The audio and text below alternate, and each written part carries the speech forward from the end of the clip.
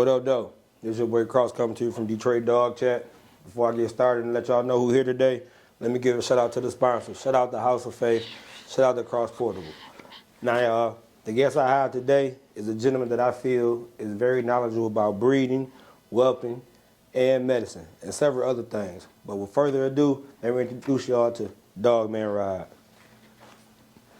Yo, what's going on? What's going on, man? We came over here to drop a little knowledge today, man. Big ups to the podcast, man. I appreciate him for bringing me on, man. Hopefully this is an entertaining podcast. Y'all like the info, and we keep it going. What's going on, Dogman Rod? Man, not a How you whole doing lot, today, brother. sir? I appreciate you, man. Again, thank you for your time, sir. Absolutely. I Thank you for appreciate you coming out. inviting me over. Yes, sir. Yes, now, sir. listen, I know I just introduced you, but is it something that I missed that you want to tell the people a little bit more Man, about? I don't know, boy. That line you dropped, that was full of sauce on it, man. Yeah, you know, I mean, pretty much what you said, man. I've been breeding dogs and stuff for a long time, man, and I really like, you know, I think might sound a little controversial, but I think breeding is easy. It's easy. Listen, but you gotta let me tell you. I think breeding is easy. Getting the dog, putting them together, doing the breed, but it's like the whelping, the medicine, the knowledge to get that dog to the finish line. If you are breeding the dogs that got health issues, right? Like the French bulldogs with the smashed faces, the bullies, all of that stuff, right? Mm-hmm. Getting them puppies out of that dog to the finish line to sell, that's hard. That's the hard part. So, but the breeding side, that's easy. That ain't, man, hey, you got this dog, y'all like it, y'all come together. But the work that goes from the health of the dog to birth, the puppies from birth to being able to go take it to somebody and make all of that cake on the back end, that's the hard part. That's where the medicine come in. That's where all the knowledge come in. That's the hard part. So that's why I say the breeding is easy, right? Cool. So listen, this is what we're going to do, man. We're going to play a game of pool. Absolutely, okay. And I'm going to pick your brain and see if you can just drop some gems on For us sure, today. for sure. That's Absolutely, cool. man. Open book. Hold on. I see you came with a stick now. Man, I did. Listen, I did. I'm like a dude who like to be prepared, man. So I had some sticks for you, I man. know. But listen, if you good and you whoop my ass, man, I can't. I'm gonna say it's your sticks that was the problem. But if I bring my own stick, And you lose, it was a fair game. you was a real good player, man. All right, Listen, that's man, you cool. was a real Come good on. player. Let's get it out. Absolutely, Let's man. get it going. Let's get it going.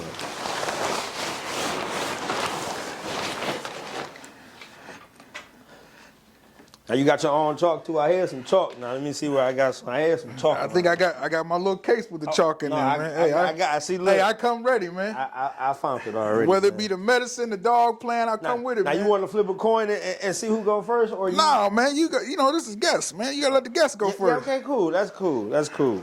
Oh, you said you got the chalk, right? Yeah, that's some chalk right there. All Yeah. right. That's some chalk. All right. See what we got going on. Now listen, before you get started, man, as a breeder and just as a pet owner, what are some medicines that you should just have on deck?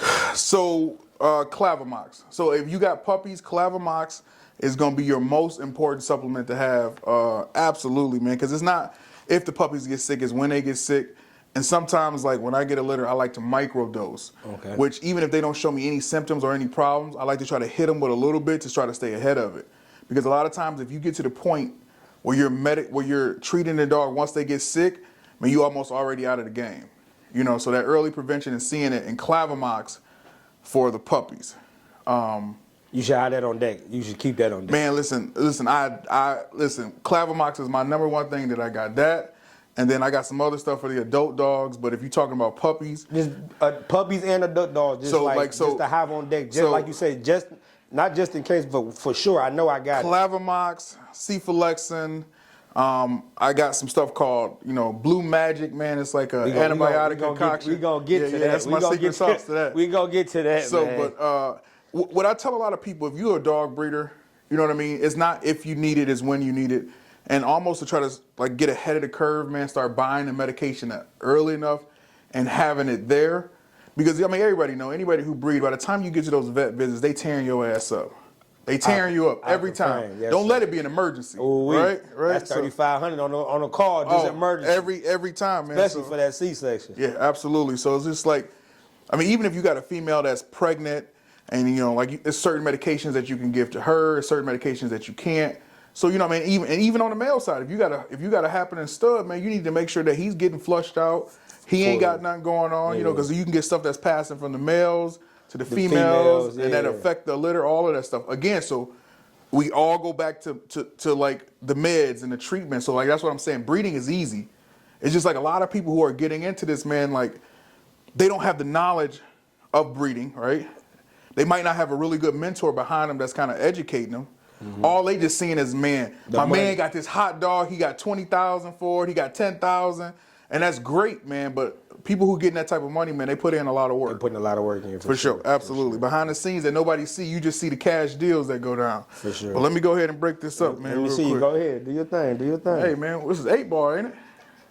Oh, then the 8-ball ain't Yeah. Listen, man, hey, man, you know I'm a real pool, man. I seen that real It quick. ain't in the middle, is it? Hey, I don't want to cheat you. I want to beat you.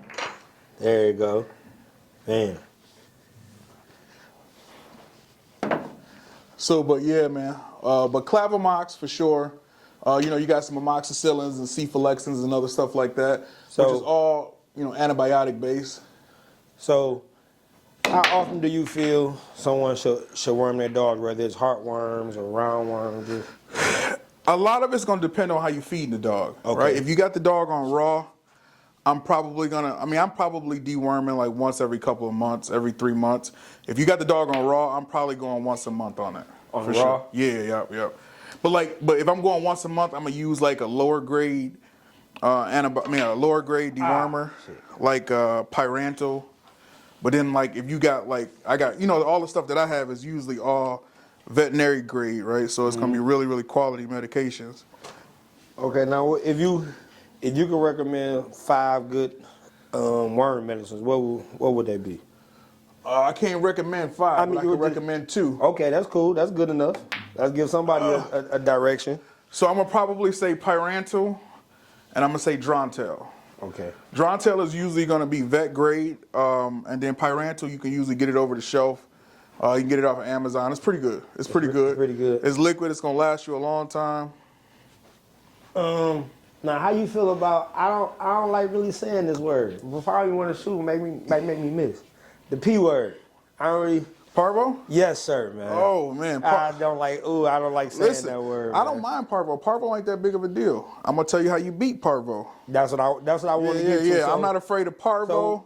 None of that. Talk to us. How can we beat, man? For the guys that can't make it I can't make it to the vet, man. I don't get paid till Friday, man. Oh, so typically Parvo is a stomach virus, right? It's a parasitic stomach virus, much like any other stomach virus, right? So you're not gonna cure Parvo. You have to treat it, and you got to be able to treat the dog through the symptoms, right?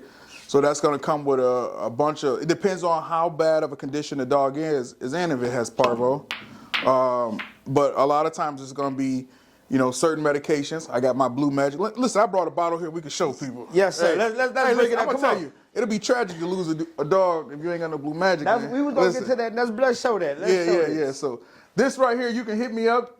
I got it on deck. Don't sweat if that dog's sick. Don't trip. I ship. I got it right here. So this is Blue Magic, and I ain't gonna tell you what's in it, but I'm telling you, if your dog got Parvo and we hit you with this, and you're gonna be straight.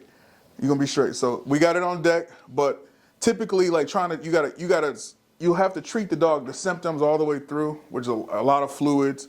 I mean, if the dog is down bad, real bad, you might have to do like IV drips, some B12, and then just some other antibiotics. And if you got Blue Magic, you straight. If you got me on deck, you ain't got to sweat. I'm gonna help you get through it. And for y'all that don't know, breederfit.com, that's his own website. Yeah, That's where he drop videos on YouTube. And chime in if you can, man. Subscribe to the channel.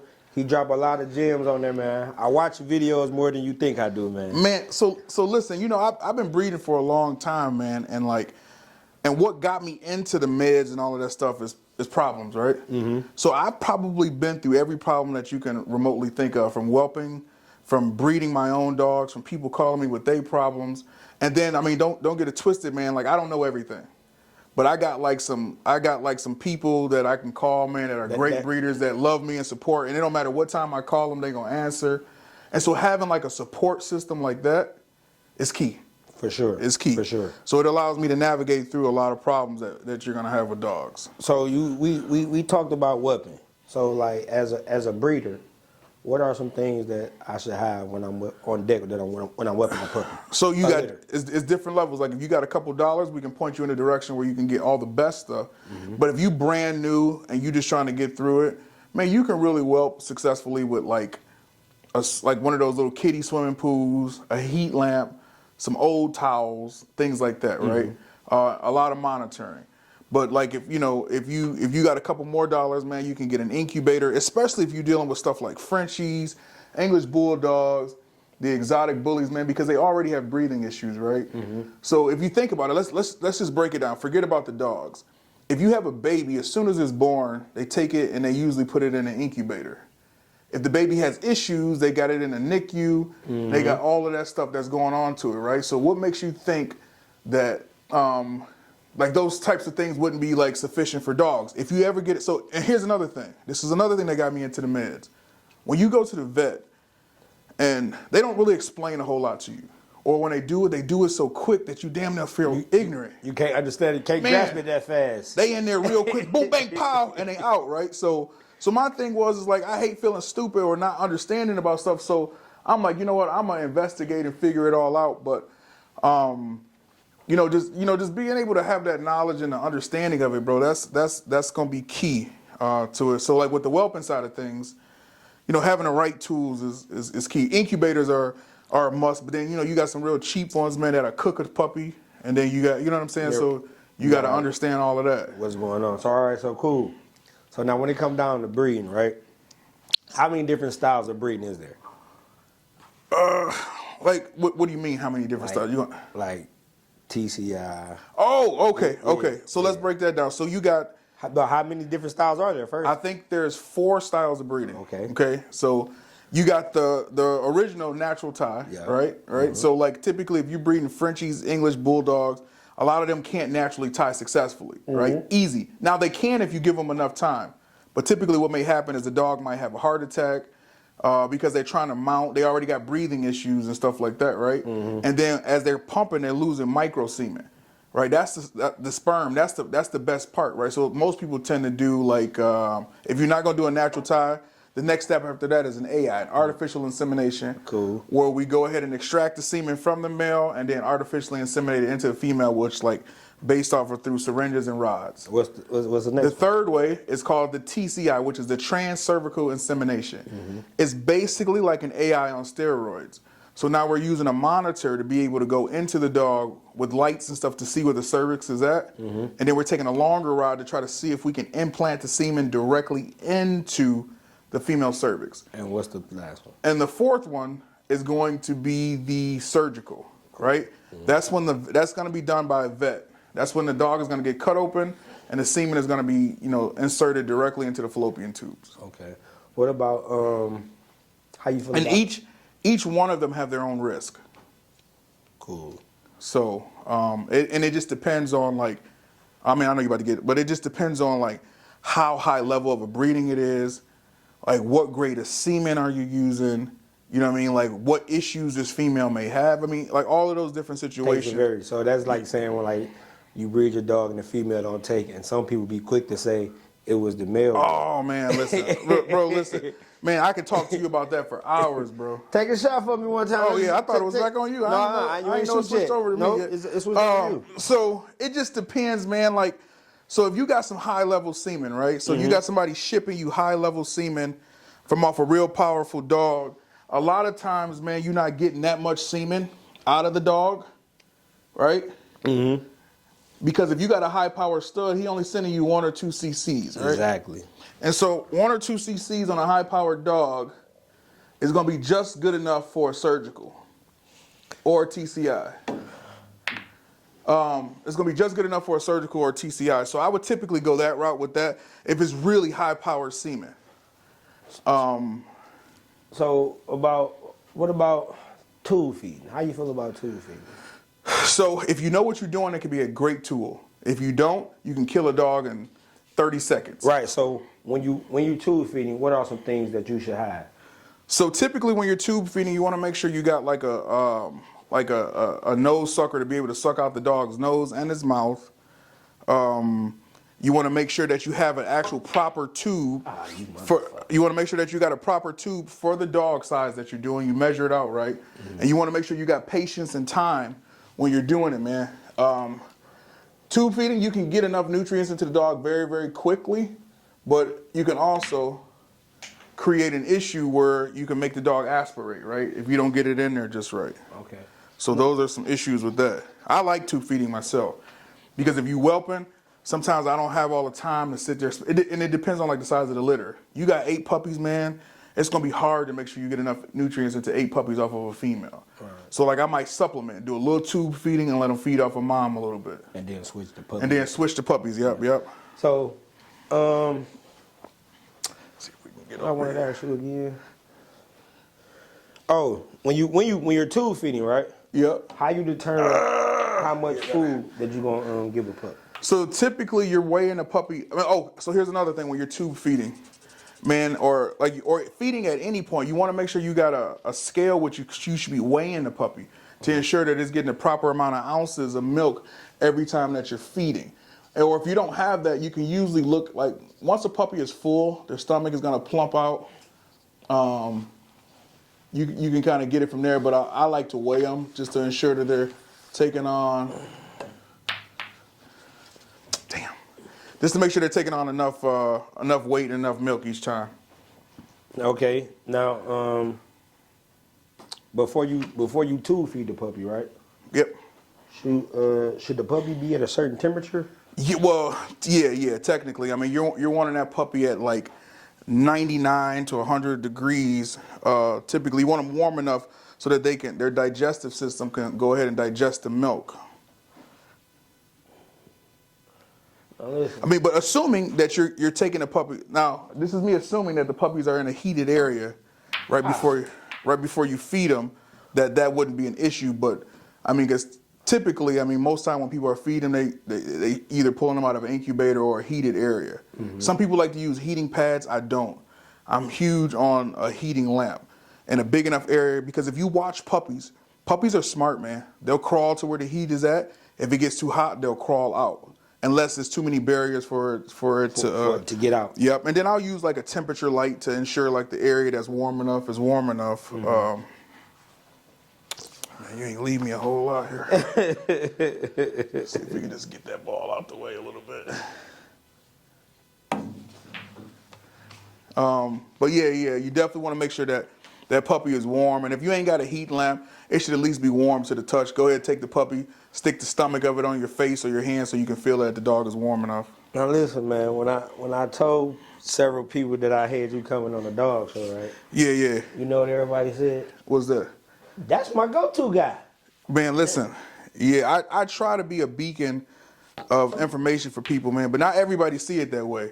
Man. You know what I'm saying? You got some people, man, that's like they haters, or maybe they had a situation where it didn't go the way that they expected it to. You know what I'm saying? Whether it be me as a part of it or whatever, man. But that's another big thing in this dog game, man. Like if a real dog breeder knows, right? Mm-hmm. Man, it's so there's a lot of different variables that go into this of you being successful at dog breeding, right? And a real dog breeder understands like if you're dealing with somebody who knows dogs or knows what they're doing, that you're kind of okay.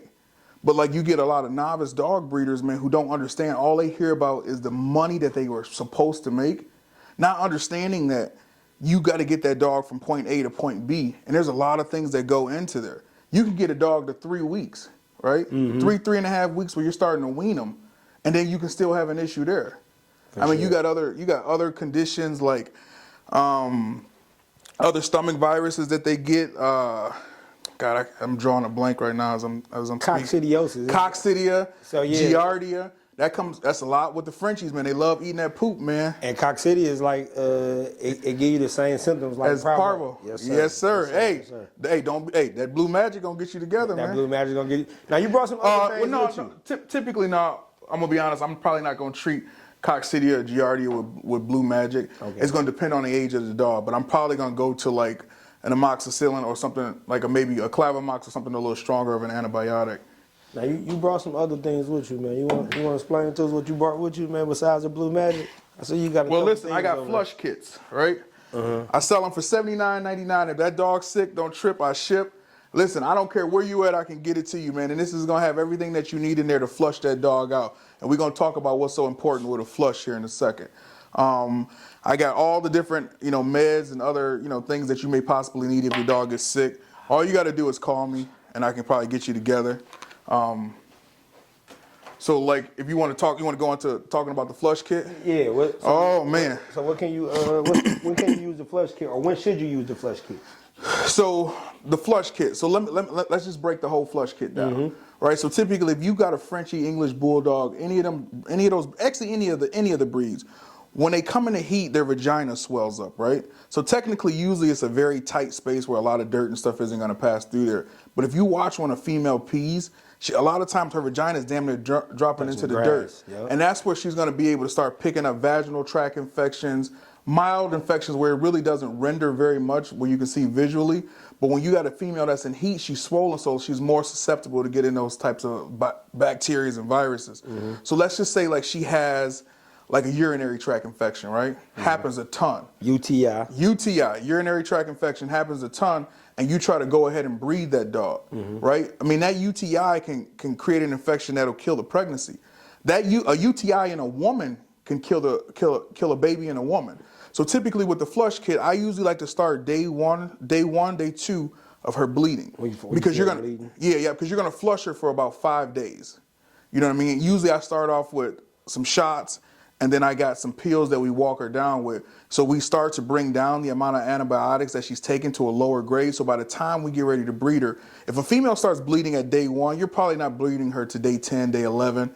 Sometimes later. It depends on, like, sometimes you get some day 12 or 13. Yeah, you get some females that are tricky. So by the time we get ready to enter the semen in from the male, we got a clean and clear, vaginal tract, right? Because you'll get people that'll breed a dog and the dog won't take, and they just like, well, man, I don't understand what's going on.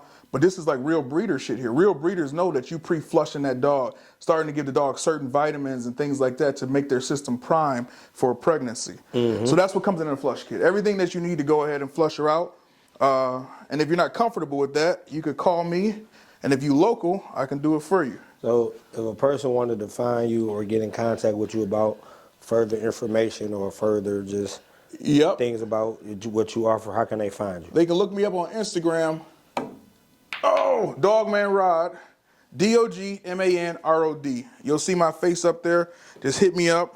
I'm horrible with messaging, man. So like a lot of times, if you hit me up, man, I'll throw you my number to call me. 99% of the people who mess with me know you just call. If you call, I'm going to answer, but sometimes the messages might get a little past me. I apologize, but man, if you sat with me all day and you seen the amount of messages and calls that I get about dogs, you would totally understand. So, but yeah, I'm on Instagram, Facebook. Now look, Detroit Dog Chat got a little surprise for you, man. Oh, shit. We got a surprise for you. I'm waiting till you get done doing your thing, man. I'm waiting till you get done, man. We got something for you, man. All right. We're going to see what you got going on right now. You got any puppies on the ground? Or? Man, I don't have any puppies, but I got people. Oh, come on, man. Every time I scratch. I don't have any puppies on the ground right now. But, I'm always connected to somebody who's got something somewhere. So, man, if you make a call, if you're looking for a stud, I don't care if it's a poodle or it's a poodle or a Belgian Malinois. I know somebody somewhere with something. Now, that one more question. That puppy mush. Okay. Can you tell us what all we need for the puppy mush for those that don't know how to make it? Or so I got a whole video, and a lot of times what I do is I'll grind up. I like to use Royal Canine's puppy food, right? I like to grind it up into a powder. So I stick it in the blender, grind it up. I mix goat milk powder with it, or sometimes liquid goat milk, a little bit of pumpkin, a little bit of Karo syrup. It depends on what kind of dog that I'm breeding. I mean, I'm mushing, and then what age of the dog it is, right? Because sometimes if you make it too thick, it can be harder for the smaller puppies to digest. But if you get them a little bit earlier, if you get like the bully breeds and stuff like that, you can make it a little thicker for them because it's got a lot more of that crude fat in there that they're gonna need. But I got a video on my page that people can go look at, and it gives you all the information about what you need as far as the puppy mush. Hey, I thought I was winning this game the whole time. I'm getting my ass whooped.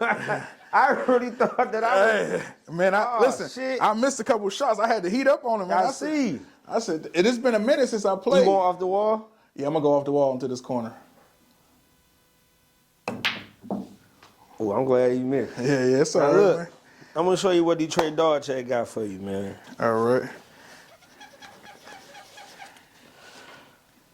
We're going to present this little plaque to you, Man, I appreciate it, brother. Open it up. Let's take it up. Yeah, so that, Look at that, man. I appreciate it, man. That's much love, bro. This I thank sure. you, man, for what you do for the community. Yeah, man. for sure, man. I appreciate Always it. answering the phone when someone calls Yeah, you about yep. a breeding, about a sick dog. Y'all see it, man. He Answering came those correct, messages, man. So we appreciate you, man. The dog community appreciates you. Absolutely, man. And like I said, man, well, like he said, you want to get in contact with him, man, at Dogman Ride on Instagram, or if you want to find him on YouTube, breederfit.com on YouTube. Subscribe to the page, like, comment, man, and be on the lookout for the videos, man. Thank y'all. We out here. Thank you. I appreciate the time, guys. Appreciate you. what's up? Come on, we can finish this game, though. Oh, yeah, for sure, man. Yeah. You thought we wasn't?